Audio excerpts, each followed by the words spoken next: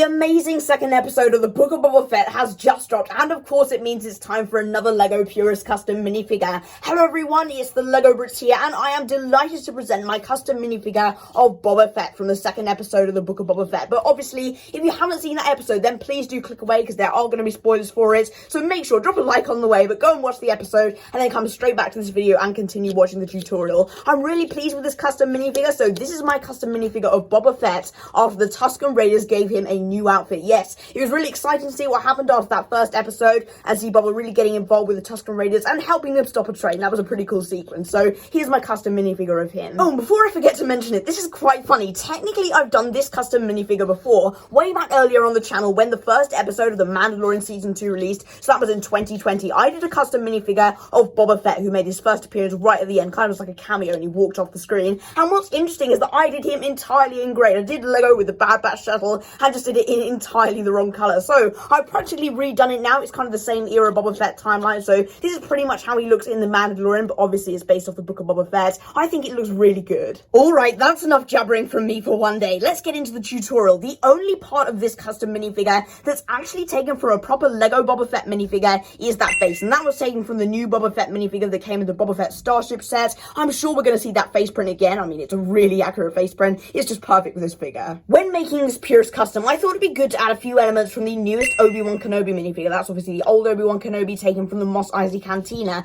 And I thought it'd be awesome to add in that hood piece, because that's the latest brown hood that LEGO's got. And I think it really accurately represents Boba's hood in the Book of Boba Fett. I also added in that cape, and I love how fluid it looks, you know, just with the cape flowing into the hood and vice versa. I think it looks fantastic. The torso is another element of this custom minifigure that I'm really proud of. But before I talk about that itself, I'd like to mention those arms, because those aren't the arms that come with it. I think I took those arms from one of the Mandalorians from the Mandalorian Battle Pack, just to match the brown, so that it matches the hood and the cape, just to add to the continuity, because Boba does really have kind of a darker cloak on, but the torso, for a reason, I thought was the best, and that is because of that belt. He kind of has a Tusken Raider outfit on. You can see them putting it on the screen now, but let's take a look at that. I absolutely love it. It's really detailed, and the concept art I have on screen almost identically matches it, so that's always good. And speaking of the Mando from the Mando Battle Pack, the legs were taken from him as well. Here's how Boba looks without his hood, and by the way, in the comments, you're going to have a go at me for calling him Boba instead of Boba. I mean, yes, I know it's the way they pronounce it in the series and in The Mandalorian and in literally every other piece of Star Wars content, but that's the way I've said it. Ever since I was young, I called him Boba Fett, even if Tamora Morrison says it like this. I am Boba Fett. So yes, Boba all the way for me. It's definitely not Boba. But anyway, I'm going to turn it around and look at this black piece here. I took that from the Cheer Imwe Lego figure,